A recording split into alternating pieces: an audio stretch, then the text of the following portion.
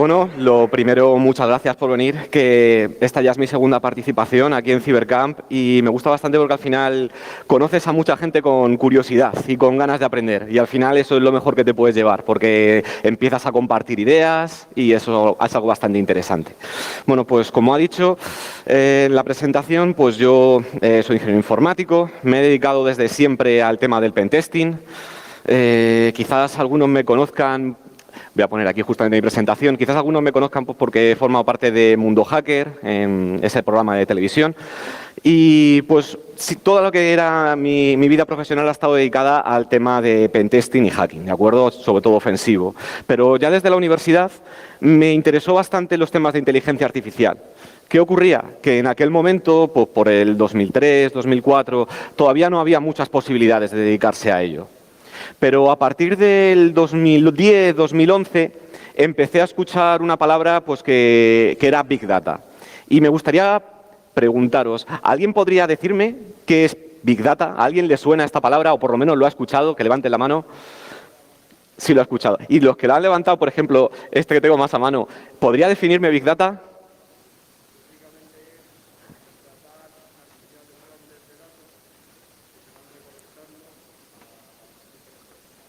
Exacto, bueno, lo voy a decir más en alto, pues el Big Data básicamente son algoritmos y arquitecturas que me nos van a permitir procesar grandes cantidades de datos de forma eficiente y de forma rápida. Entonces, pues lo que os contaba es que yo empecé a escuchar ese término y empecé a interesarme pues, por distintas tecnologías de eso. Y me di cuenta que el Big Data estaba relacionado bastante con la inteligencia artificial que me había gustado tanto durante la universidad, pero que no había tenido la oportunidad de desarrollarla. Y entonces pues empecé por lo típico, a estudiar todo lo que podía, a coger todos los papers que encontraba, a sacarme certificaciones. Y ya empezó a picarme el gusanillo. Y empecé a ver que estos algoritmos de Machine Learning, de inteligencia artificial, pues se estaban utilizando sobre todo en el mundo de la seguridad, pero defensiva, ¿vale? No se estaban utilizando todavía desde el lado ofensivo. Y es una cosa, aquí, en la agenda que os he propuesto para la charla de hoy, que os quería señalar. Aquí pone, los científicos dicen que el Deep Learning, es decir, la base de esta charla, va a ser el futuro de la tecnología de Silicon Valley. ¿Vale?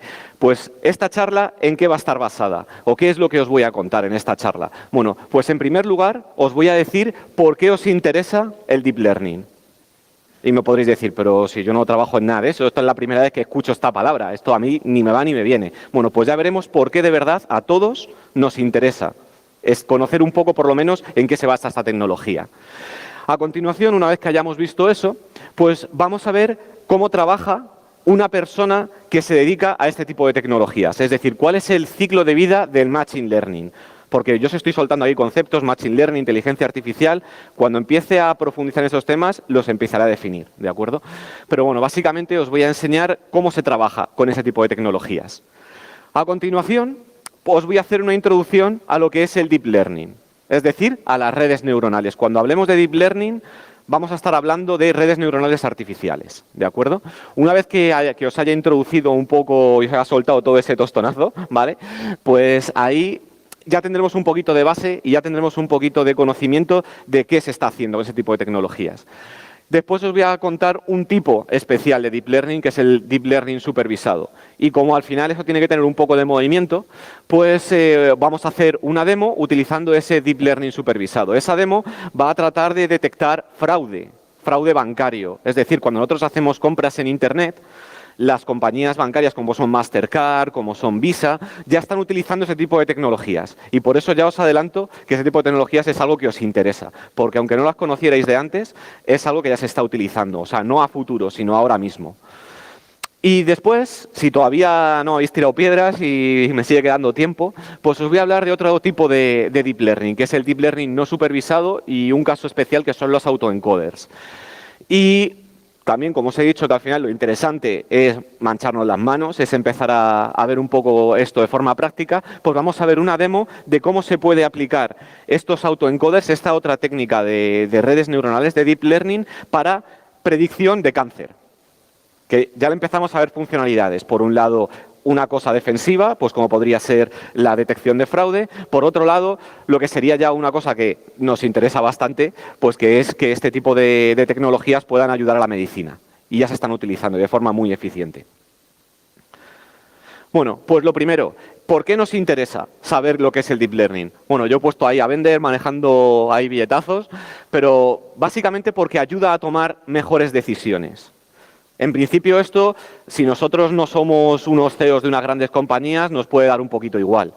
Pero aquí es donde os voy a decir algunas de esos casos de uso para los que se está utilizando este tipo de tecnologías, de redes neuronales, de inteligencia artificial. Pues como os decía, una de ellas, no sé si hoy, por ejemplo, de los que estáis aquí, ¿alguien ha buscado en Google? ¿Ha hecho alguna búsqueda? Puede levantar la mano, el que haya buscado en Google o el que haya entrado en Facebook. O el que haya entrado en Twitter. ¿Alguien ha mirado Twitter hoy? Nadie ha mirado en Twitter hoy. Perfecto, me encanta. Pues básicamente nos interesa este tipo de tecnología. Bueno, he traído aquí unos risquetos para sobornaros, si no me empezáis a participar. Pero luego lo doy, los risquetos. Es que os iba a traer algo mejor, lo que pasa es que se me ha perdido el tren y he tenido que venir corriendo en autobús y no me ha dado tiempo a coger nada mejor. Bueno, pues nos interesa este tipo de tecnologías porque las grandes tecnológicas como son Google, como son Amazon, como son Microsoft, como es Facebook, cualquiera de estas tecnológicas grandes, están invirtiendo la mayor parte de su capital en desarrollar e investigar ese tipo de tecnologías. Y al final, estas grandes tecnológicas son las que están moviendo la mayor parte de los datos que se manejan en Internet.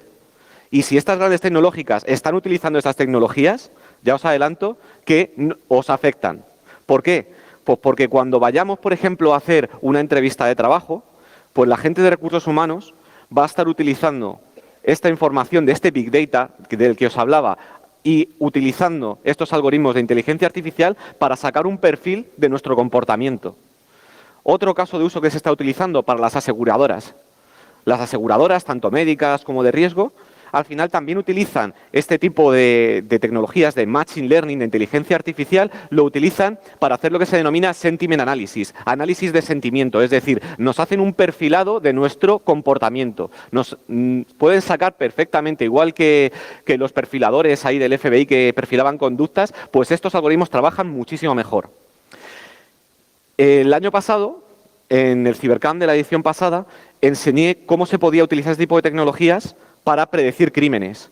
Es decir, en la ciudad de Chicago, en la ciudad de San Francisco, en distintas ciudades de Estados Unidos, ya se están utilizando el Deep Learning, que todavía no os he definido qué es decir, todavía tenemos un concepto abstracto, tenemos esa palabrota ahí, pues ya se está utilizando por las fuerzas de seguridad para detectar terrorismo, para detectar crímenes. Es decir, ya han ido agentes a casas de personas y le han dicho, mira, ahora mismo estás siendo objeto de investigación porque eres sospechoso por este tipo de movimientos. Y quien le ha dicho que es sospechoso por ese tipo de movimientos ha sido estos tipos de algoritmos, que están recibiendo datos de un montón de fuentes, de este Internet of Things, de cámaras que hay por la calle, de comentarios, de búsquedas que hacemos, de nuestros móviles, de los probes de la Wi-Fi que van soltando en nuestros móviles y también del Bluetooth cuando lo llevamos activado, o también de las antenas de telefonía que van recogiendo por dónde nos movemos, las BTS, ¿de acuerdo? Toda esa información está siendo almacenada. Es decir, yo empecé a trabajar en un proyecto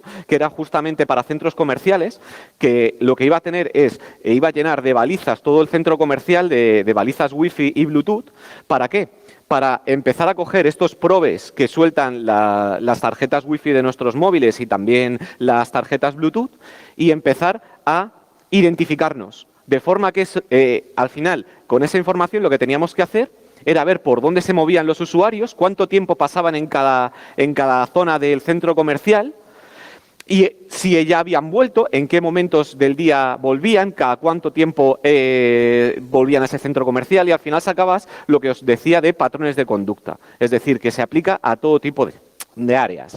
Y como os adelantaba, una de las demos, pues también es para la medicina. La medicina también se está beneficiando muy mucho de este tipo de tecnologías. ¿Por qué? Pues aquí os he puesto unos dibujitos. El primero que vemos por aquí es cómo se comportaría un algoritmo de Deep Learning. Esto, por si no se ve muy bien, hay una serie de puntos rojos y negros. Los puntos rojos podrían ser casos de fraude, los puntos negros podrían ser transacciones totalmente buenas, correctas, ¿de acuerdo? Y entonces el algoritmo de Deep Learning lo que es capaz es de separar muy bien unos puntos de otros, unos casos de otros. Se adapta muy bien a las características que hacen que una transacción sea fraude o de que sea una transacción legítima. ¿Vale? Como veis, se puede adaptar muy bien haciendo curvas, perfecto, y va sacando esas características que hacen que una transacción sea de un tipo o sea de otro. Aquí vemos otro tipo de algoritmo de inteligencia artificial más tradicional, que es un gradient boosting machine, ¿vale? No me voy a meter mucho en eso, pero como quedaros con que es un algoritmo un poco más tradicional, y vemos pues que lo hace un poquito peor. No separa tan bien, como este caso, las transacciones fraudulentas de las que no lo son. Después, aquí vemos otro que son random forest, son otro tipo de árboles de decisión que se utilizan en inteligencia artificial, otro tipo de algoritmos que ya se comportan incluso peor. Ya vemos aquí que empieza a hacerse un poco de jaleo, empieza a hacerse un poco un lío, y ya vemos aquí lo que sería una regresión lineal que lo que hace es utilizar líneas para separar los ejemplos de una clase de los de otra, que ya se comporta mucho peor. Pues aquí estamos viendo que el tipo de inteligencia artificial que vamos a ver en esta charla es el que mejor se comporta de todos, ¿vale? Porque es el que mejor se adapta. Y al final, bueno, pues aquí os he puesto un caso de justamente de un algoritmo tradicional que lo que hace es el Principal Component Analysis, que lo que hace es que cuando tú tienes un montón de características que te definen un problema, por ejemplo, en el caso del fraude, pues tienes las características o features, ya lo adelanto, voy a hablar de esos dos términos, son como predictores de que se produzca una transacción de fraude o no. Pues cuando tienes un montón de esos predictores que hacen que una transacción sea fraude o no, como puede ser el nombre del propietario de la tarjeta de crédito, el lugar en el que se hizo la transacción, la cantidad de esa transacción. Pues cuando tienes un montón de esos predictores, pues se suele utilizar una técnica que se denomina Principal Component Analysis, que trata de reducirlos y de quedarse con aquellos predictores que de verdad influyen en que una transacción sea fraudulenta o no. Pues más o menos aquí se ve todo que es un poco jaleo, que no es capaz de reducir muy bien ese espacio, porque aquí vemos que están todos los puntos mezclados.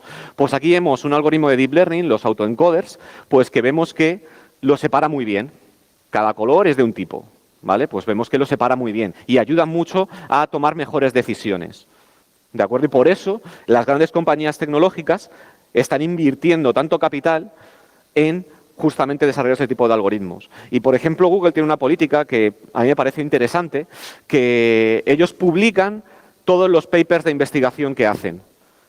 Los publican todos. Y de forma gratuita. Ahora mismo acaban de publicar uno en Nature, bastante interesante, de una evolución bastante potente en redes neuronales, y todo lo hacen público, porque al final de donde van a sacar esa monetización es de alquilarnos su cloud en Internet para poder entrenar ese tipo de algoritmos. Ya veremos qué es esto de entrenar algoritmos. Bueno, pues con esto quería un poco haceros ver la importancia de esto. Y una cosa que os quería decir también, para que vierais esto orientado al mundo de la seguridad, este verano DARPA celebró lo que se llamaba el Cyber Grand Challenge. No sé si a alguien le suena.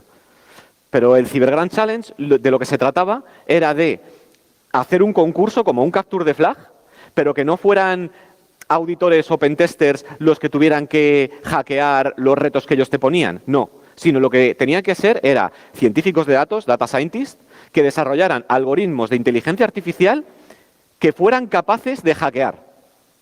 Es decir, ya no hackean las personas. Ahora los que hackean son los propios algoritmos de inteligencia artificial. Es decir, de aquí a unos 3-4 años, quien realizará de verdad el reversing no va a ser una persona.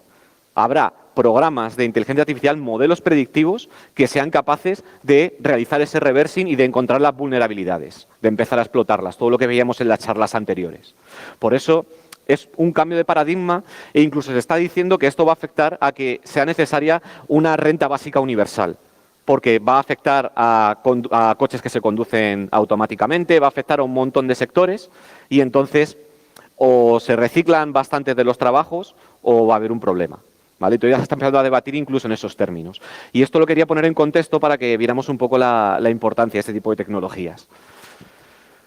Muy bien, bueno, pues aquí os voy a enseñar un vídeo de un algoritmo hecho por Google para que veáis un poco la potencia de estos algoritmos. Aquí se utilizan redes neuronales por refuerzo. Lo que entendemos todos porque cuando tú aprendes a hacer algo y lo haces bien, te dan una recompensa, ¿vale? Bueno, pues aquí lo que hicieron es utilizar ese tipo de redes neuronales por refuerzo para poner a jugar videojuegos, ¿vale? Y entonces, bueno, pues aquí empieza el algoritmo sin tener ni idea. El algoritmo lo único que sabe es lo que ve en el entorno, ¿vale? El algoritmo es justamente esta barrita y no sabe qué es lo que pasa. Al final se le escapa la pelota un montón, lo hace desastroso, no puntúa casi nada, como vemos. O sea, no sabe qué es lo que tiene que hacer. Pero poco a poco, cuando va dando a la pelota y se van rompiendo las casillas, se van obteniendo puntos, es decir, va obteniendo una recompensa. Y va aprendiendo a hacerlo cada vez mejor. Como vemos ahora mismo, ya cada vez lo hace más rápido, ya no se le escapa la pelotita, va haciendo cada vez más puntos. Y todo esto lo está aprendiendo el algoritmo él solo. Es decir, él solamente sabía lo que había en la pantalla. No se le había dicho ni las reglas del juego ni nada. Él simplemente probando y viendo qué es lo que le da las recompensas. Y después ya de 240 minutos de entrenamiento, ahí dice que hace lo que se produce la magia. Es decir, empieza a desarrollar estrategias. Lo que va a hacer es que va a crear un túnel por esta parte, como se está viendo. ¿Para qué? Para meter la pelotita por aquí, que empiece a rebotar y empieza a hacer muchísimos puntos. Es decir, está aprendiendo estrategias como lo haría una persona. Ya os empiezo a introducir justamente que este tipo de algoritmos lo que tratan de simular es nuestra forma de aprendizaje, la forma de aprendizaje de las personas, pero llevado a algoritmos informáticos. Bueno, pues una vez que os he puesto un poco en contexto todo esto, todas esas tecnologías, pues os quería enseñar un poco cómo se trabaja cuando utilizas este tipo de algoritmos. Bueno, pues normalmente nosotros lo que hacemos es que recibimos un histórico de datos. En nuestro caso, en el caso del fraude, pues serían un conjunto de transacciones bancarias. Y cada transacción bancaria, este conjunto de datos lo podemos ver pues como una tabla que tiene filas y columnas. Las columnas pues será el nombre del propietario de la tarjeta, la fecha en la que se produjo esa transacción, la cantidad de la transacción, el lugar de donde se produjo, todo ese tipo de features que os podáis imaginar. Y después las filas serán ejemplos, valores para esas features, ¿vale? Esos son los datos con los que trabajamos, los datos con los que vamos a hacer aprender al algoritmo. Bueno, pues con esos datos, normalmente lo primero que se hace es lo que se denomina feature engineering, es decir, limpiar los datos. ¿Por qué? Porque están llenos de mierda normalmente. Cuando nosotros recogemos datos de logs de páginas web, cuando recogemos datos de distintos sensores, normalmente hay valores perdidos, hay valores duplicados, hay algunas features incluso de las columnas que nos pueden sobrar porque nos están dando la misma información o información que es muy parecida y con una sola columna ya nos bastaría. Entonces lo que se hace es esa limpieza, ¿vale? Y esta parte del feature engineering puedo decir que es lo que nos lleva más o menos el 70% del tiempo de un proyecto, el limpiar los datos bien, ¿vale? Después, con estos datos, lo que lo vamos a hacer es que lo vamos a dividir en 3 conjuntos, ¿vale? Lo vamos a dividir primero en un conjunto de entrenamiento, en un conjunto de validación y en un conjunto de test. Normalmente, pues a este se le suele poner un 60% de los datos, a este un 20% y a este otro 20%, pero esto según lo quieras tú utilizar. Y aquí, nos vamos a centrar aquí en el conjunto de entrenamiento. ¿Esto para qué nos va a servir? Esto nos va a servir para darle esos datos, esos ejemplos. Aquí lo que tenemos son transacciones bancarias y por cada ejemplo, por cada fila, nosotros tenemos etiquetado si esa transacción es fraudulenta o si no lo es, ¿vale? Es decir, es como cuando aprendemos con ejemplos. Esto es lo que se denomina Machine Learning supervisado o aprendizaje supervisado. Es decir, le decimos al algoritmo los valores, un conjunto de valores para las características, para los predictores, y le decimos que para ese conjunto de valores se produce un fraude o no se produce un fraude. El fraude es lo que denominamos target o variable objetivo a predecir. Y entonces le estamos dando un conjunto de ejemplos y le estamos diciendo cómo tiene que comportarse para ese conjunto de ejemplos. Está aprendiendo a base de ejemplos, como lo haríamos nosotros pues cuando estudiábamos en la universidad para prepararnos para un examen y cogíamos exámenes de años anteriores, normalmente, que veíamos un poco cómo se hacían los problemas tipo. Nos aprendíamos un poco en algunas asignaturas, veíamos un poco, pues mira, hay este problema tipo y se soluciona de esta manera. Pues eso es lo que le estamos diciendo aquí al algoritmo, ¿vale? Entonces, este conjunto de entrenamiento se lo vamos a pasar al algoritmo de Machine Learning, de inteligencia artificial. Aquí le vamos a meter una serie de hiperparámetros. Esos hiperparámetros lo que van a hacer que el entrenamiento, ese proceso de aprendizaje, vaya más rápido, ¿vale? Ya veremos en qué consisten esos hiperparámetros, pero quedaros que es como algo mágico, algunos botoncitos que podemos tocar para que aprenda más rápido. Y entonces, una vez que le hemos pasado estos datos de entrenamiento, el algoritmo va a generar lo que es un modelo predictivo. Es decir, va a generar un modelo al que le podremos pasar nuevos datos sin etiquetar, es decir, sin decirle si esos datos son fraude o no, y él nos va a decir si son fraude o si no son fraude, ¿vale? Que al final es nuestro objetivo. O, por ejemplo, como en la segunda demo que os quiero enseñar, le vamos a pasar una serie de marcadores del organismo que van a decirle si al final si esa persona tiene cáncer o si no tiene cáncer. Bueno, pues genera lo que es un modelo predictivo. Pero claro, nosotros todavía no tenemos una forma clara de saber si ese modelo predictivo pirula bien o si es una castaña. O si al final eso nos está prediciendo bastante mal. Entonces, para ir durante el proceso de entrenamiento, para saber si lo vamos haciendo bien o si lo vamos haciendo mal, vamos a probar este modelo predictivo con el conjunto de validación, que también está etiquetado. Es decir, a este modelo predictivo le vamos a pasar las filas de este conjunto de validación. El modelo predictivo nos va a decir si para este conjunto de features él predice si es fraude o no. Y como nosotros tenemos esto etiquetado, es decir, para cada conjunto de datos que le pasamos, para cada fila, nosotros sabemos si es fraude o no, comparamos el resultado del modelo predictivo con el modelo que realmente se debe obtener. Más o menos hasta aquí no os estoy liando demasiado. Es comparar si el modelo está prediciendo bien o si no lo está haciendo bien. Y entonces esto nos va a servir para ir modificando, para ir corrigiendo el comportamiento del entrenamiento, para ir afinando ese entrenamiento. Y una vez que nosotros ya tenemos suficientemente entrenado ese entrenamiento, ese algoritmo de inteligencia artificial que ya tenemos suficientemente perfeccionado y hemos generado un modelo predictivo suficientemente bueno, pues vamos a ver si de verdad es generalizable. Vamos a hacerle otra pasada más para ver si de verdad lo podemos aplicar a producción, si de verdad lo podemos aplicar a casos reales. Y para eso cogemos este conjunto de datos que también está etiquetado. Al decir etiquetado quiero decir que para cada conjunto de valores de las features yo sé si se produce fraude o no. Pues se lo vamos a pasar y ahí vamos a ver si de verdad es generalizable el modelo. Es decir, le vamos a pasar los valores para las features, vamos a ver si ese modelo final que yo he generado me devuelve un resultado y lo voy a comparar con el resultado real. Y ahí ya voy a ver, utilizando distintas métricas, si de verdad mi modelo es generalizable, que ese es el objetivo, que se pueda exportar y lo podamos utilizar de forma eficiente, ¿vale? Y al final, pues, ya obtienes y pones ese modelo en producción. Y eso es un poco la forma en la que se trabaja con este tipo de algoritmos. Es decir, se entrena algoritmos para generar modelos predictivos. Y a esos modelos predictivos ya le pasamos datos sin etiquetar y ellos ya, esos modelos predictivos con esos datos ya son capaces de hacer predicciones. En el ámbito al que queráis, en el ámbito de la conducción automática de los coches, que se utilizan redes neuronales convolucionales, que son redes neuronales que simulan mucho el córtex visual de las personas, a cualquier otro tipo de ámbito que se os ocurra, para hacer clasificadores, para hacer, como os he enseñado antes, jugadores automáticos que aprendan a jugar a situaciones o que aprendan a resolver problemas. Ya se está utilizando sobre todo también para resolver problemas de congestión de tráfico, para saber cómo tienen que moverse las señales y los semáforos adecuadamente para que al final no haya congestiones, para cualquier tipo de problema que se os ocurra, ¿vale? Bueno, pues ya os he contado un poco aquí casos de uso. Ahora os voy a decir en qué se basa el tipo de inteligencia artificial que vamos a ver hoy, que es el Deep Learning. El Deep Learning se basa en las redes neuronales. Entonces, para ver un poco las redes neuronales, lo básico de todo es enseñar cómo es una neurona biológica. Una neurona biológica, pues básicamente aquí tenemos el dibujito, pues tiene unos canales de entrada, que son las dendritas, esto que vemos por aquí, y por aquí entra el estímulo nervioso, ¿vale?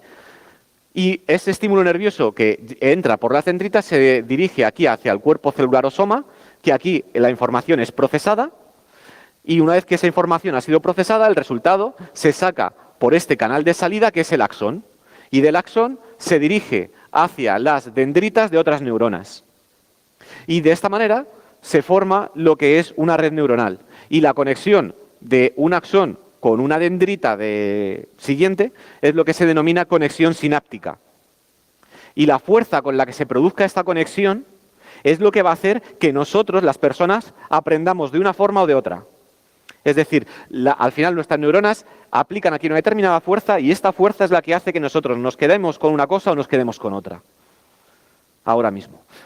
Y al final, pues nada, por aquí al final, uniendo un montón de neuronas, pues al final tenemos lo que es una red neuronal biológica.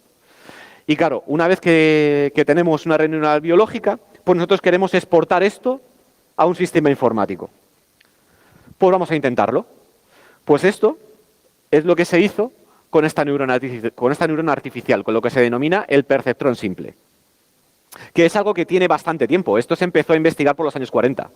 Después, en los años 50 se siguió, en los años 60, en los 80 se pegó un buen impulso, pero había un problema. Es decir, me podéis decir, si esto lleva ya desde los 40 que empezó a investigarse, ¿por qué ahora se está empezando a escuchar? ¿Y por qué me estás diciendo que ahora las grandes empresas tecnológicas están invirtiendo en esto si es una tecnología que tiene más años que todos nosotros juntos? Pues, al final, ¿por qué? Porque para entrenar estas redes neuronales hacen falta dos cosas. Muchos datos, que ahora mismo eso se tiene con lo que os decía del Big Data, y se necesita también arquitecturas que nos permitan procesar esa información de forma rápida y eficiente.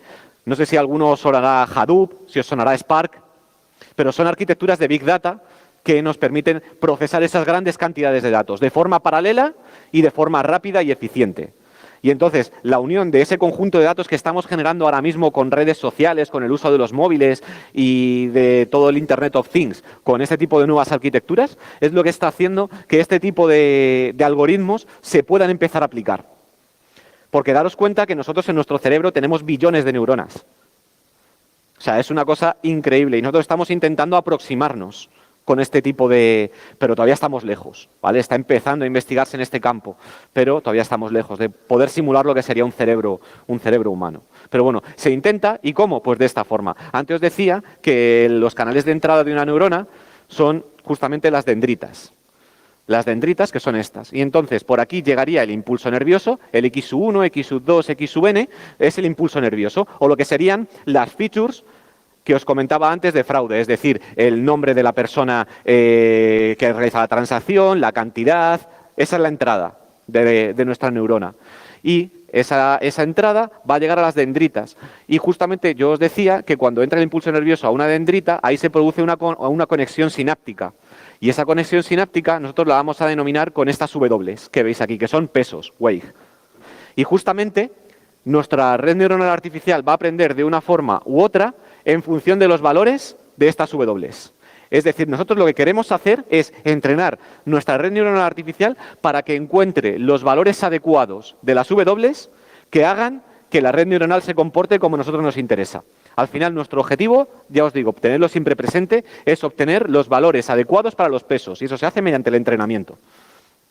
Bueno, pues lo que vamos a hacer es que cada X1, el X1 lo vamos a multiplicar por el W sub 1, el X sub 2 lo multiplicamos por el W sub 2, así hasta el X sub n por W sub n. Y esas entradas ponderadas, esas entradas multiplicadas por los pesos, van a llegar aquí al cuerpo celular o soma, ¿vale?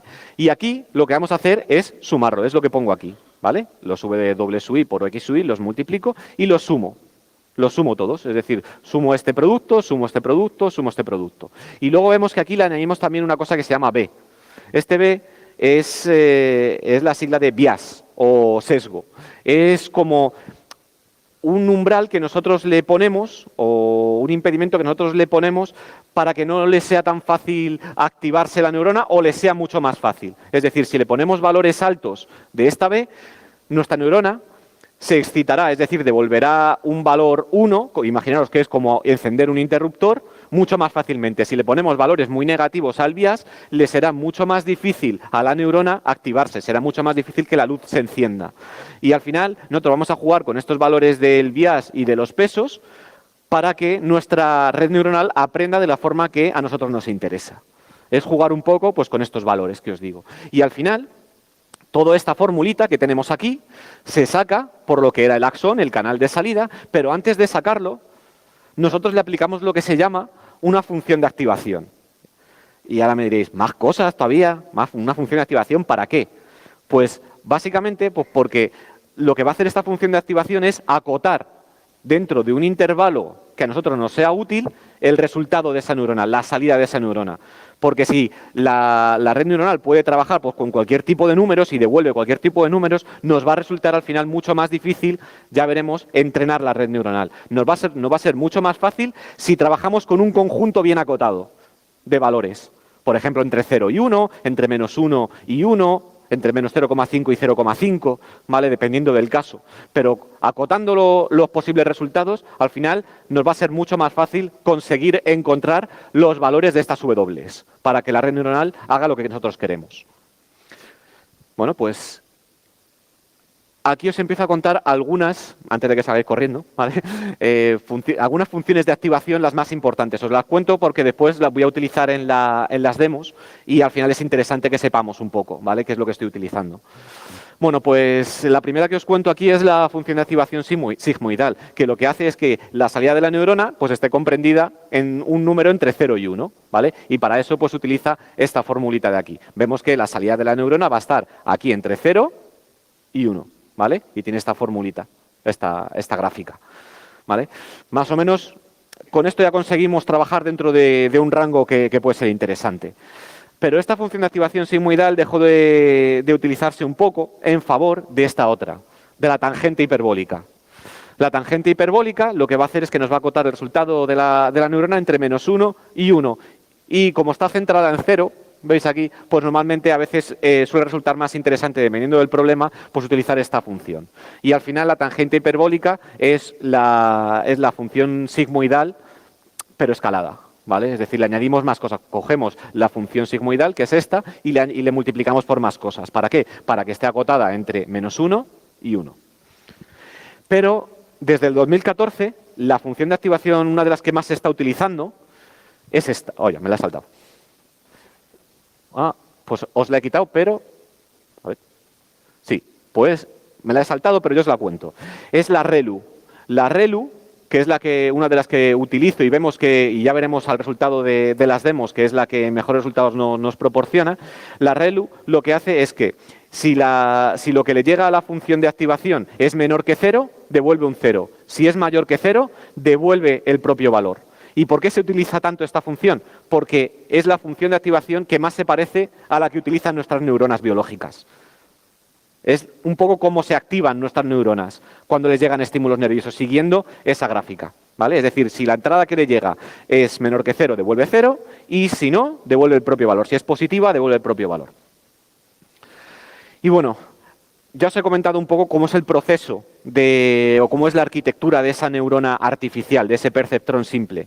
Pero ¿cómo aprende un perceptrón simple? Bueno, aquí tenemos a Fry, que ya está un poco... como cuando lo cuente ya me diréis si estáis de acuerdo ahí con él. Pues básicamente lo que hacemos es utilizamos un algoritmo que se llama el algoritmo de descenso de gradiente, que quien se dedique a temas de inteligencia artificial pues lo escuchará bastante. Es el algoritmo de descenso de gradiente y este algoritmo es el que se utiliza para manejar todas las decisiones estas que os he dicho, para manejar coches, para temas de medicina, para lo que queráis. Por eso al final también conviene conocer este tipo de tecnologías. Bueno, pues básicamente lo que hace este algoritmo es que parte de un instante inicial t sub 0 con una configuración aleatoria de los pesos. Es decir, yo os decía que queríamos encontrar cuáles son los valores adecuados de los pesos para que nuestra red neuronal haga lo que nosotros queremos. En nuestro caso, que detecte fraude. Pues nosotros partimos de una configuración aleatoria, pues puede seguir una distribución normal en forma de campana, hay distintas formas de inicializarlo, pero nosotros vamos a decir que inicializamos aleatoriamente ese peso. Imaginaros que nos encontramos pues en este punto, ¿vale? En este punto. Y entonces, nosotros lo que vamos a necesitar es definir una función de error. Una función que nos diga cuánto se está equivocando nuestro algoritmo al generar el modelo predictivo. Como os decía, nosotros le pasamos ese conjunto de entrenamiento al algoritmo de inteligencia artificial y genera un modelo predictivo. Pues ese modelo predictivo tenemos que tener alguna forma que nos diga cuánto se está equivocando. Y esa forma que nos va a decir cuánto se está equivocando es una función que se llama función de error, ¿vale? Que es esta que tenemos aquí. Esta que tenemos aquí. Y entonces lo que tenemos que hacer es minimizar esa función de error, es decir, que el error sea lo más pequeño posible. Eso es lo que nos interesa, ¿vale? Entonces, nosotros, os decía que estábamos nosotros aquí con un punto inicial de los pesos, con un valor inicial de los pesos, y entonces nosotros lo que tenemos que hacer es calcular la dirección en la que más va a crecer ese error. Calculamos la dirección en la que más va a crecer ese error. ¿Y cómo calculamos esa dirección en la que más nos vamos a equivocar? Pues mediante lo que se denomina el gradiente de esa función de error, es decir, la derivada de esa función de error. Nosotros hemos definido una función de error que va a ser capaz de decirnos cuándo se equivoca nuestra red, y lo que tenemos que hacer es ver hacia dónde crece más ese error partiendo de ese punto. Partiendo de este punto. Y eso se calcula, como os he dicho, mediante la derivada de esa función de error. Es decir, mediante la pendiente de la recta tangente a la curva, aquí. Es decir, cuando nosotros en el instituto estudiábamos las derivadas, decíamos, ¿y esto para qué nos sirve? Pues las derivadas nos sirven para desarrollar ahora mismo los algoritmos que están tomando decisiones que nos influyen todos los días. O sea que bastante importancia. Entonces, calculamos ese gradiente de la función de error. Y lo que vamos a hacer es vemos ahí que es esta recta, ¿vale? Calculamos la pendiente de aquí a este punto. Y lo que vamos a hacer es dirigirnos, es actualizar los valores de los pesos siguiendo el sentido contrario hacia donde más crece el error. Es decir, minimizando ese error. Nos vamos a dirigir hacia abajo. ¿De acuerdo? Vamos a ir dirigiéndonos hacia abajo y vamos a ir actualizando los pesos. Aquí tengo puestos los pesos. Los nuevos pesos serán igual a los pesos que tengo en este momento, más aquí tengo puesto una constante de aprendizaje alfa, que es un poco como el paso que estoy utilizando, es decir, la cantidad de espacio que estoy utilizando para tomar esa pendiente, más por la derivada de la función de error, para ese punto, para esos pesos. Y con eso ya tenemos el nuevo peso que se va a encontrar pues por aquí. Y al final nuestro objetivo, como veis, es llegar a este punto. Este punto de aquí es el punto en el que más pequeña es la función de error, en el que menos se equivoca nuestro algoritmo predictivo. Veis que si, por ejemplo, hubiéramos empezado por aquí, pues hubiéramos ido bajando, bajando, bajando, hasta que hubiéramos llegado aquí. Esto es lo que se denomina un mínimo local. Es decir, no es el mínimo, no es el valor más pequeño que puede tomar la función de error, porque hay otro más pequeño que es aquí. Pues hay técnicas que son estas de los hiperparámetros que os comentaba, que nos van a permitir remontar este mínimo local y bajar por aquí, por aquí, por aquí, hasta llegar al mínimo global, que justamente cuando lleguemos a este punto de la función de error, al valor más pequeño de la función de error, va a ser cuando nuestro algoritmo va a saber hacer lo que a nosotros nos interesa. ¿Vale? Es ir minimizando esa función de error, es ir minimizando cuánto nos equivocamos a la hora de realizar predicciones. Pues estáis aguantando bastante bien, de verdad. Bueno, pues hasta ahora os he enseñado una neurona artificial. Ahora vuelvo a la carga, pero no con una, sino con toda una red neuronal artificial. ¿Y cómo es una red neuronal artificial? Pues tenemos distintas capas de neuronas. Lo primero, tenemos una capa de entrada, una capa de neuronas de entrada, que son las que reciben los valores de entrada. Imaginaros que tenemos una imagen, pues por ejemplo, de 256 por 256 píxeles, así, una imagen cuadrada, y en esa imagen hay un dígito de 0,9 escrito a mano. Imaginaros que, por ejemplo, hay un 0 escrito a mano, ¿vale? Pues, ¿cuántas neuronas necesitaríamos en esta capa de entrada? Pues 256 por 256, que son los píxeles de la imagen. Eso sería lo que sería la entrada de la red neuronal, ¿vale? Ahí ya tendríamos el principio de la red neuronal. Y imaginaros que en este ejemplo que os estoy poniendo, pues lo que queremos es que la red neuronal sea capaz de decirnos cuál es el dígito que nosotros hemos escrito a mano en esa imagen. Es decir, os he dicho que puede haber un dígito del 0 al 9. Pues, ¿cuántas neuronas habrá en la capa de salida? Pues habrá 10 neuronas, de 0 a 9. ¿Vale? Ya vamos modelando la red neuronal. Ya sabemos cuántas neuronas necesitamos en la capa de entrada, cuántas necesitamos en la capa de salida. Ya le vamos dando forma. Pero claro, quedan lo que se denominan las capas ocultas, que son las capas de neuronas intermedias, que son las que realizan la magia para que al final la red neuronal sea capaz de distinguir cuál es el dígito escrito a mano en la imagen. Y estas son las capas ocultas. Y bueno, pues cada capa oculta va a aprender a partir de un conjunto de características, a partir de un conjunto de atributos que son la salida de la capa anterior.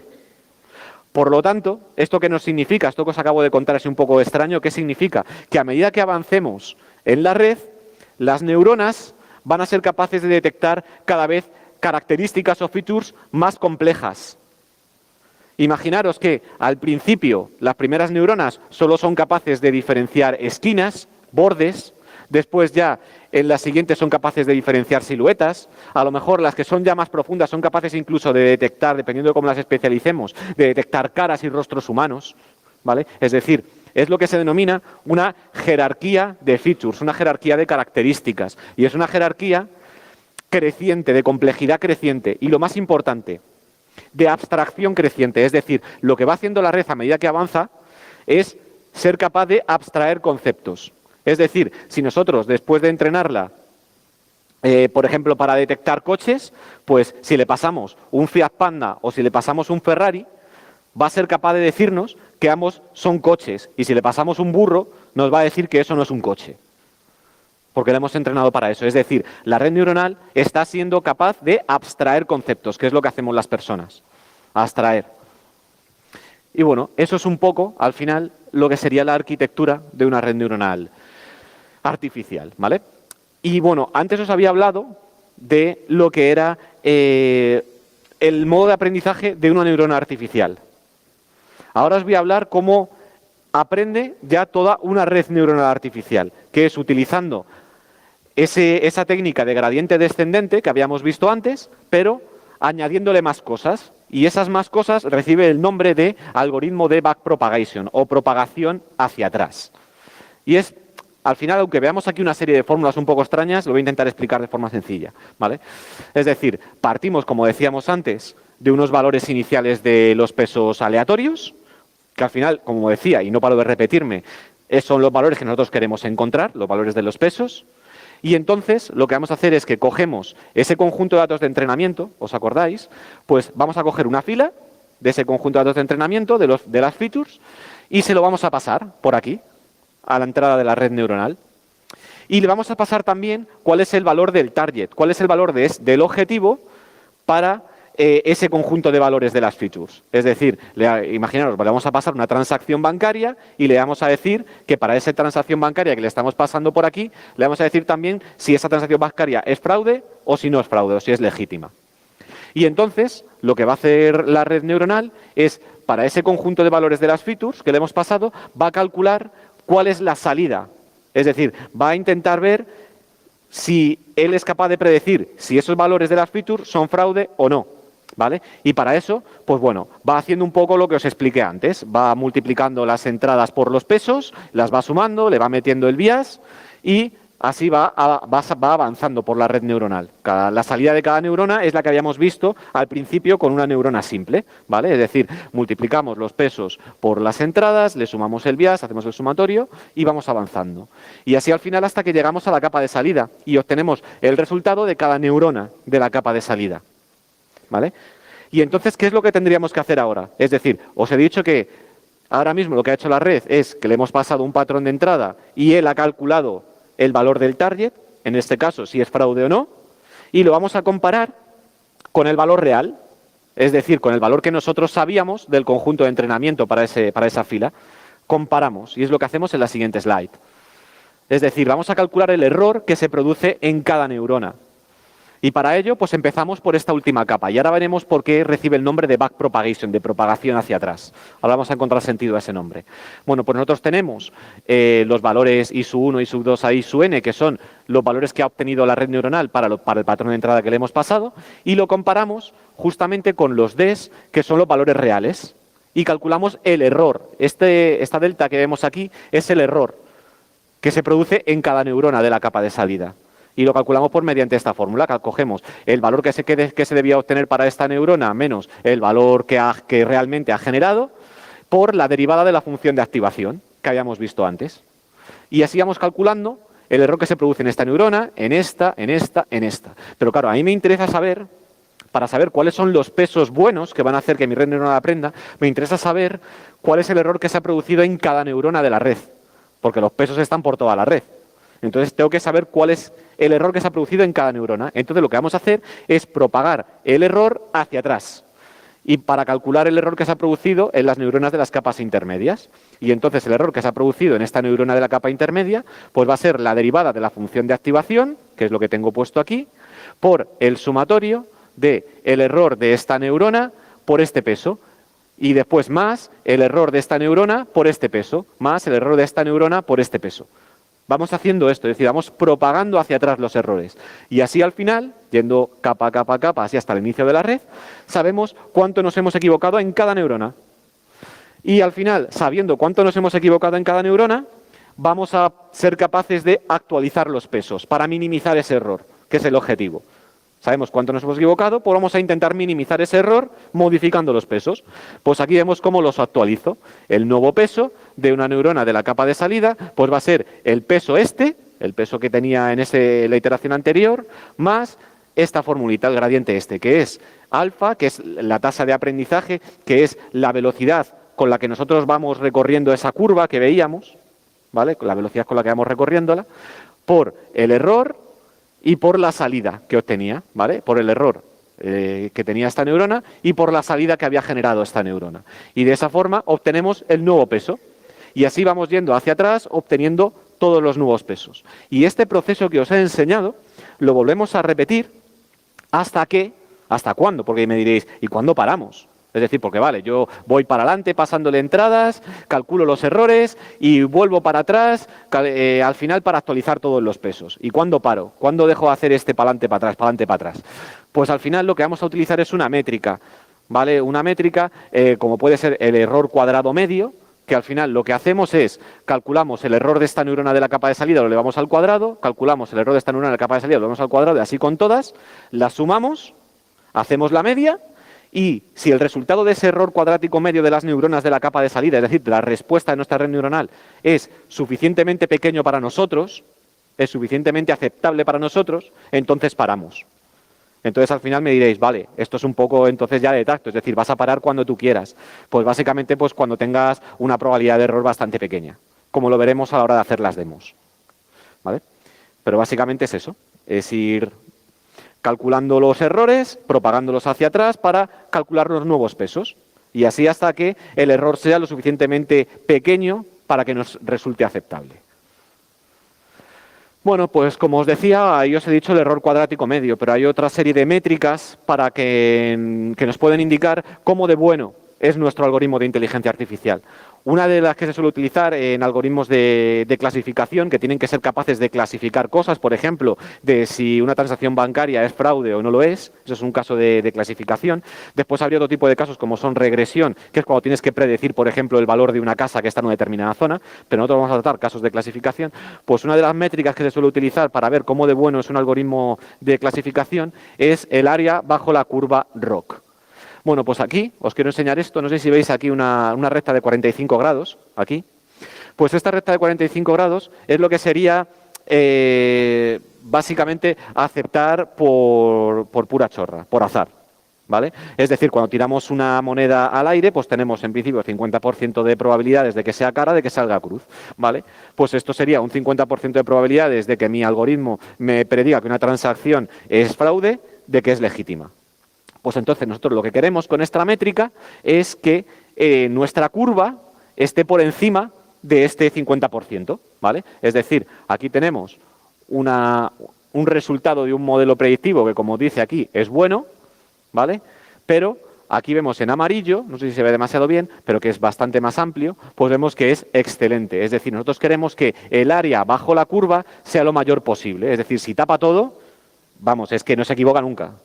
¿Vale? Eso es muy complicado, pero básicamente lo que queremos es que al final lo que nos devuelve esta métrica, que es el área bajo esta curva, sea lo más parecido a 1. Sea lo más parecido a 1, ¿de acuerdo? Y entonces, pues, ¿cómo se calcula esto? Pues ahí os he puesto la fórmula.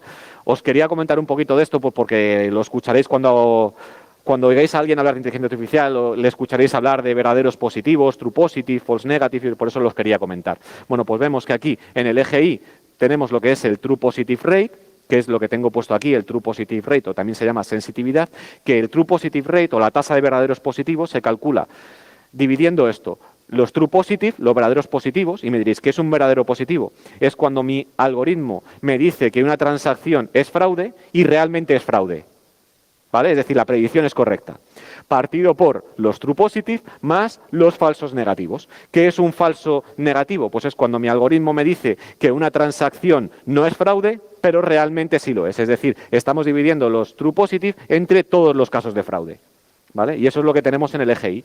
Y después, en el eje X tenemos el false positive rate, pues que tiene los falsos positivos, que al final eso es cuando nuestro algoritmo dice que una transacción es fraude, pero realmente no lo es, pues partido de los verdaderos negativos, es decir, cuando mi algoritmo predice que una transacción no es fraude y realmente no lo es, más los falsos positivos, que ya los había comentado, bueno, antes, ¿vale? Y al final, pues teniendo estas fórmulas, pues eres capaz de generar esta grafiquita que veíamos por aquí. Y cuanto mayor sea el área, cuanto más se aproxime a 1, que es con lo que nos tenemos que quedar, cuando el área bajo la curva ROC sea lo más próximo a 1, sea 0.9 algo, pues entonces estaremos en un muy buen camino.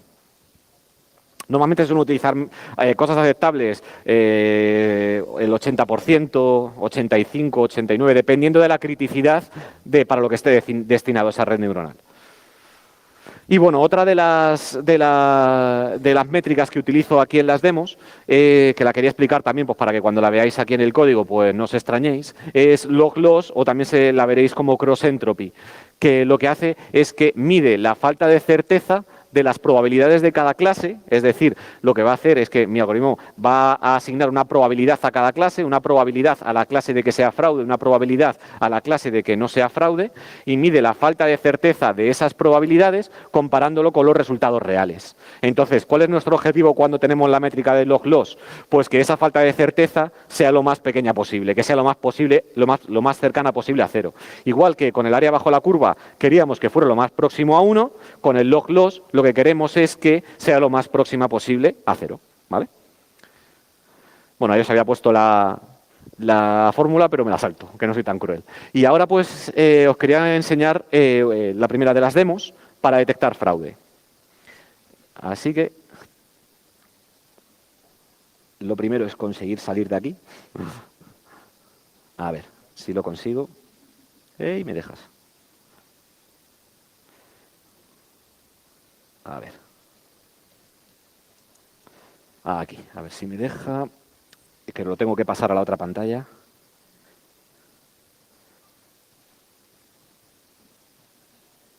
Estoy en ello.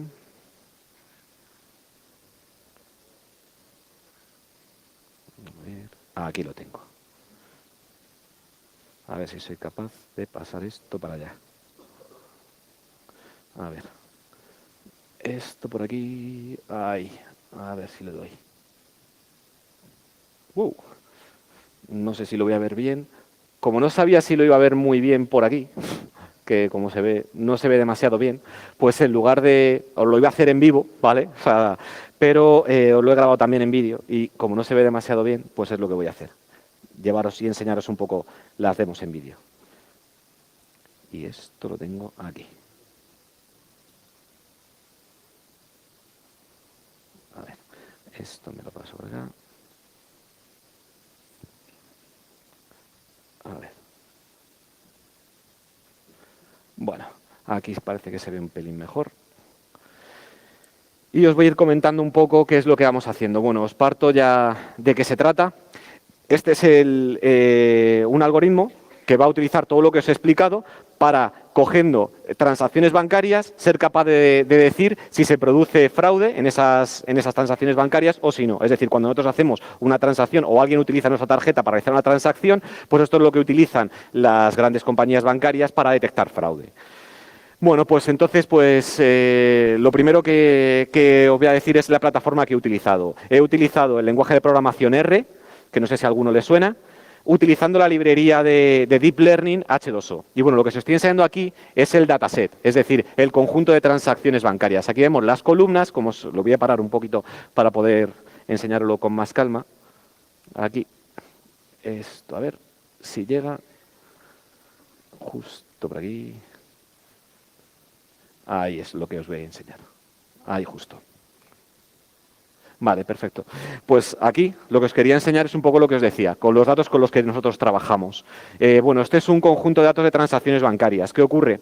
Que todas están muy anonimizadas. Es muy complicado encontrar datasets o conjuntos de datos de transacciones bancarias. ¿Por qué? Pues porque a ninguna empresa de tarjetas de crédito le interesa que esto rule, ¿de acuerdo?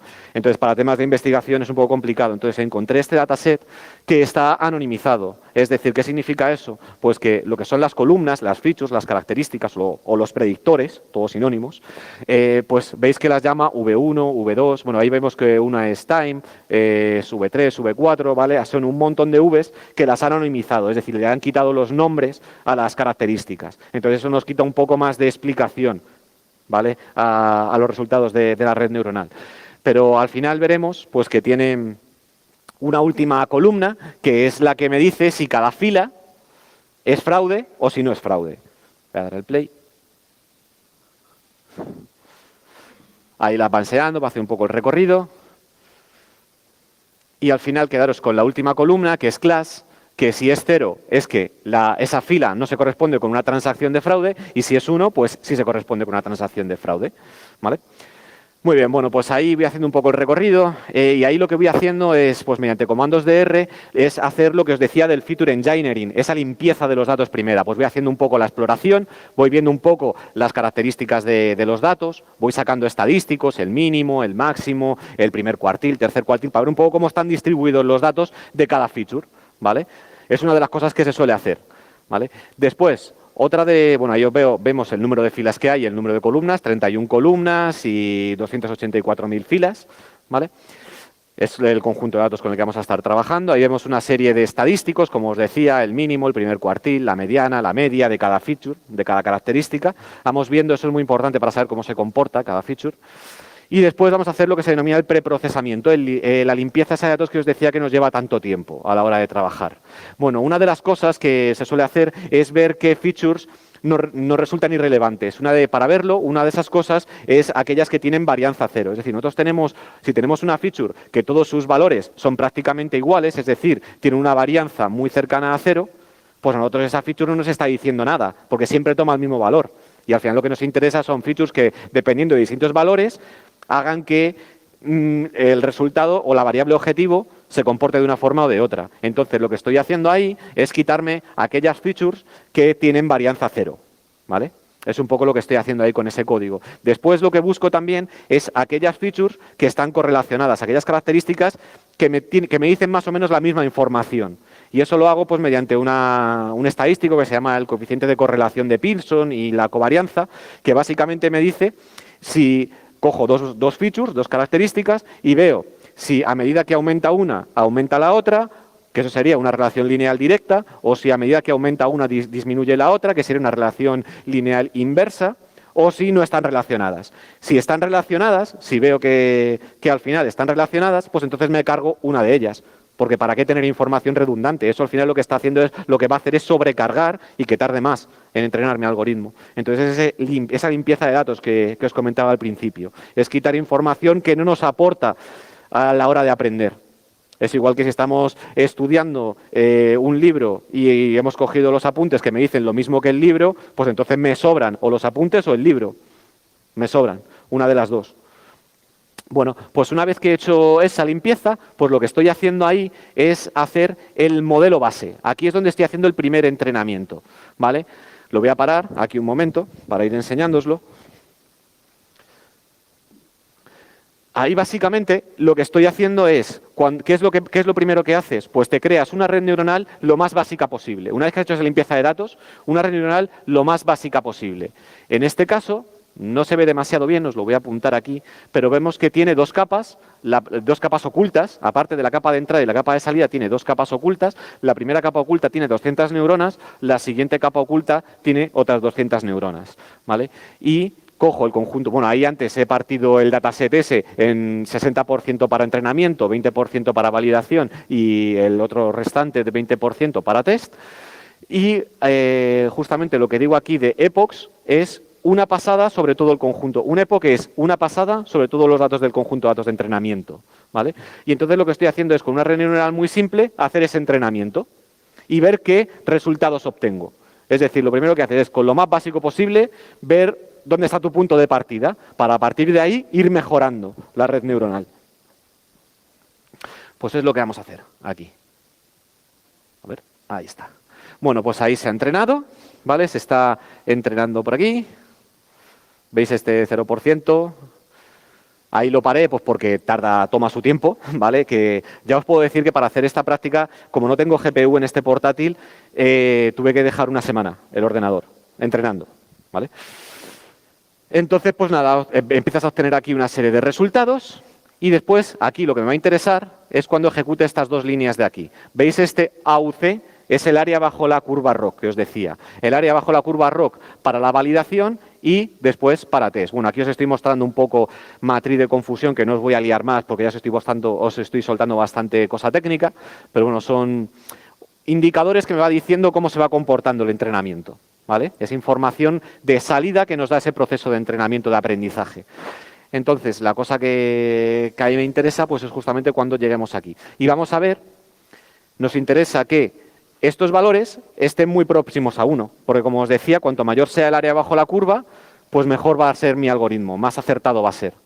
Y vamos a ver con qué resultados partimos así de inicio, ¿vale? Para el conjunto de validación, que es el que utilizamos para ir comprobando cómo de bueno era nuestro entrenamiento, pues ya obtenemos un 93%, 0.93, bastante cerca de 1, joder, así de primera sin hacer nada. O sea que la red neuronal está haciendo muy bien. Y después para el de test, pues joder, está generalizando bastante bien, un 95%, ¿vale? Y todavía no hemos hecho más que la limpieza de los datos. O sea que... Y hemos hecho una red neuronal bastante simple, de lo más simple. ¿Qué ocurre? Pues aquí lo voy a parar un momento para contaros otra cosa. Que los datos que yo he utilizado no están balanceados. ¿Qué significa eso? Que hay muchos más ejemplos de transacciones que son legítimas de transacciones que son fraudulentas. Entonces, cuando nosotros le damos muchos más ejemplos de un tipo que de otro, pues va a aprender mucho mejor a diferenciar los que son legítimos de los que son fraude. Entonces, eso para un clasificador es muy malo. Entonces, hay distintas técnicas que se utilizan para intentar balancear ese conjunto de datos de entrenamiento. Hay una técnica pues que lo que hace es lo que se llama undersampling de la clase mayoritaria. Es decir, la clase mayoritaria son los ejemplos no fraudulentos y entonces lo que haces es que miras a ver cuántos ejemplos tienes de fraude. Imaginaros que tenemos n ejemplos de fraude. Pues entonces lo que voy a hacer es coger n ejemplos aleatorios de no fraude y los junto todos. Y al final tengo el mismo número de ejemplos de fraude que de no fraude. ¿Qué problema tiene esto? Pues que estoy reduciendo el conjunto de datos con lo que estoy entrenando, es más pequeño. El conjunto de datos, por lo tanto, aprenderá peor, tiene menos ejemplos.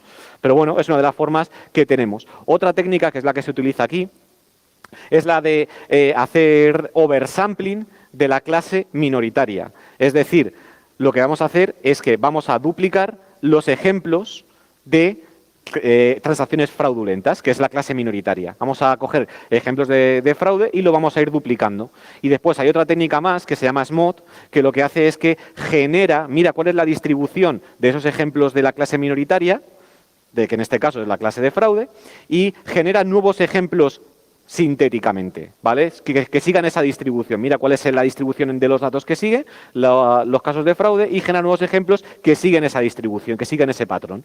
¿Vale? Pues al final eso es lo que vamos a hacer ahora. Vamos a meterle esas técnicas para que al final el dataset esté balanceado y vamos a ver si balanceando el dataset obtenemos mejores resultados que con estos iniciales. Aquí le da el play. Vale, bueno, pues ahí básicamente lo que estoy haciendo es, ese modelo ya lo tenía entrenado y para que fuera más rápido lo que estoy haciendo es cargarlo, ¿vale? Que es una cosa que tú puedes hacer y que se hace. Una vez que tú entrenas un modelo, te lo guardas en disco y luego ya lo puedes importar. Y al final, pues lo que vamos a ver, una vez que ya lo tenga cargado, pues, si no me lo he pasado, es ver aquí el área bajo la curva y ver si ha mejorado. Pues vemos que aquí, que ha mejorado, porque antes era un 93% y ahora es un 95%, y antes creo que era un 95% para el test y ahora es un 96%. Vamos mejorando, ¿vale? Va comportándose mejor cada vez nuestro algoritmo. Y ya estamos terminando. Ya está terminando la demo. La voy a avanzar un poco y básicamente lo siguiente que hago ya es hacer lo que se denomina un grid de hiperparámetros, una búsqueda aleatoria con muchos hiperparámetros. Es decir, pruebo distintas arquitecturas, ¿vale? Y veo cuáles son los resultados de todas esas arquitecturas y me quedo con la mejor.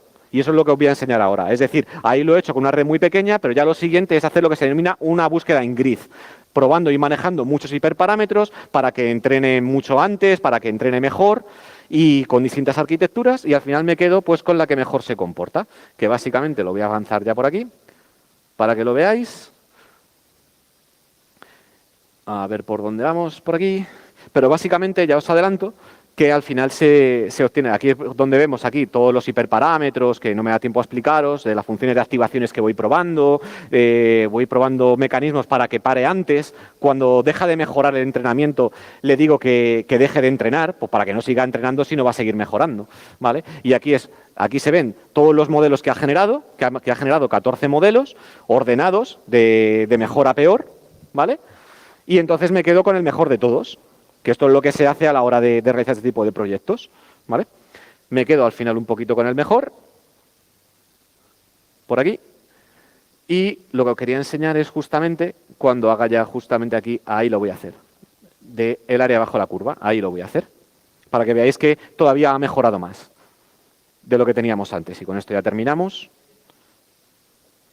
Ahí lo termino de calcular, lo está calculando aquí, y vemos que ya para el de validación 96%, cuando antes era 95%, y para el de test, pues ya es un 97%. Hostias, que ya es bastante certero, ¿vale? Y luego pues ya lo último que hago es realizar una serie de predicciones para que se vea cómo se comporta sobre el conjunto de test, ese que teníamos ahí aparcado, que no lo habíamos tocado, para ver cómo de generalizable era mi modelo. Bueno, aquí lo que hago es enseñar cuáles son las features más relevantes, cuáles son las que más influyen en que una transacción sea fraudulenta o no. Como están anonimizadas y se llaman nubes, pues no nos dice mucho, ¿vale? Pero en la realidad, aquí sí tendríamos los nombres de las features. Y entonces, pues es una información muy útil, saber cuáles son las verdaderas causas que hacen que una transacción sea fraudulenta o no, para poder mitigarlas. Y bueno, pues aquí lo que hago ya básicamente es hacer comparaciones, es hacer predicciones. Y hago predicciones de casos, ahí digo, pues un caso de fraude, que es el que se produce aquí, que el algoritmo me dice que es fraude, y cuando lo comparo con el resultado del conjunto de test, pues veo que también es fraude. Veo que es la clase 1 y que él me había predicho que era también fraude, ¿vale? ¿Ves? Aquí predice que es un 1 y aquí la clase vemos que era un 1. Por lo tanto, acierta, ¿vale? Es decir, nosotros le pasamos ejemplos del conjunto de test, vemos cuál es el valor que nos predice, si es fraude o no, y lo comparamos con la etiqueta real de ese conjunto de test. Y vamos viendo cómo va acertando pues, hasta el 97% ese que hayamos obtenido. Y bueno, os iba a enseñar también un ejemplo de cómo poder tratar casos de cáncer con esto, utilizando otra técnica distinta de redes neuronales, en el que ya no le pasas casos etiquetados, sino que tú le dejas a él, a lo loco, que busque patrones en los datos. Es decir, le vas a pasar transacciones en bruto, pero no le vas a decir si son fraude o si no son fraude. Él se va a encargar de buscar anomalías en los datos. Y esas anomalías van a ser esos casos de fraude. Porque normalmente nosotros seguimos un patrón en nuestra vida diaria.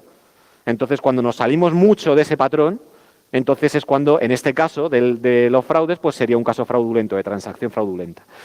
Y os había preparado un caso de utilización de este tipo de algoritmos, de autoencoders, de aprendizaje no supervisado, pues para detectar cáncer, para que lo vierais, pero creo que me he pasado, pero exagerado de tiempo. Y entonces, pues hasta aquí. Si alguien tiene dudas o quiere saber un poco más, pues durante todos estos días que me pregunte, que sin problemas, a mí me encanta. ¿Vale? Pues gracias. Si tenéis dudas...